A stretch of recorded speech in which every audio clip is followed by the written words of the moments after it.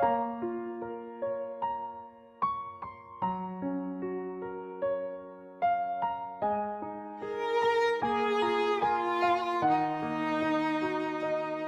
ើវិថីជីវិតពោពេញដោយបន្លាមុតស្រួចរលោកបោកបង់ព្យាយាមបំបាក់កម្លាំងចិត្តតិចតួចមេឃាខ្មៅងងឹតបងអោនចុះសំលុតកាយា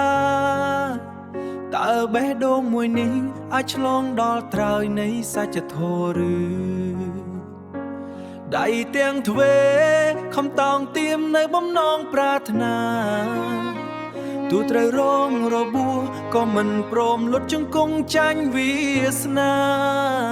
ព្រោះមានអូននៅក្បែរជាបងអាចនៃដួងវិញ្ញាណស្នាមញញឹមអូនជាឱសថទឹកលៀងរាល់ទុក្ខវេទនាតំណក់យើងដែលស្រង់ហាក់ប្រែជាទឹកអមរិតដ៏ថ្លៃថ្លាបើមានអូនដើរក្បែរពិភពលោកនេះលែងមានភ័យផិតទោះថ្ងៃស្អែកមានព្យុះក៏បងនៅតែហ៊ានតស៊ូពុះពៀនដើម្បីយើងពីរនាក់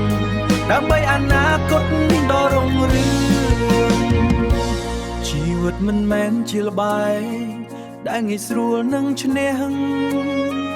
ជួនកាលភាពអស់សង្ឃឹមចូលមកយាយីក្នុងចិត្តខ្ទេចខ្ទាំតែពេលសម្លឹងភ្នែកអូនភាពក្លាហានក៏ត្រឡប់មកវិញអូនជាដួងច័ន្ទក្នុងរាត្រីដែលគ្មានពន្លឺតារាអរគុណដែលមិនបងក្នុងគ្រាដែលបងទន់ជ្រាវទូឧបសគ្គធំធេងក៏យើងដែលបន្តដំណើរជាមួយគ្នាព្រោះមានអូននៅក្បែរជាបងអាចនៃដួងវិញ្ញាណស្នាមញញឹមអូនជាឱសថទឹកលៀងរាល់ទុក្ខវេទនាទោះថ្ងៃស្អែកមានព្យុះក៏បងនៅតែហ៊ានតស៊ូពុះពៀនដើម្បីយើងពីរនាក់ដើម្បីអនាគតដ៏រុងរឿងការតស៊ូថ្ងៃនេះគឺជាសក្ខីភាពនៃក្តីស្នេហ៍ស្នាមញញឹមយើងនឹងរីកស្គូស្គាយក្រោមមេឃស្រមតាំង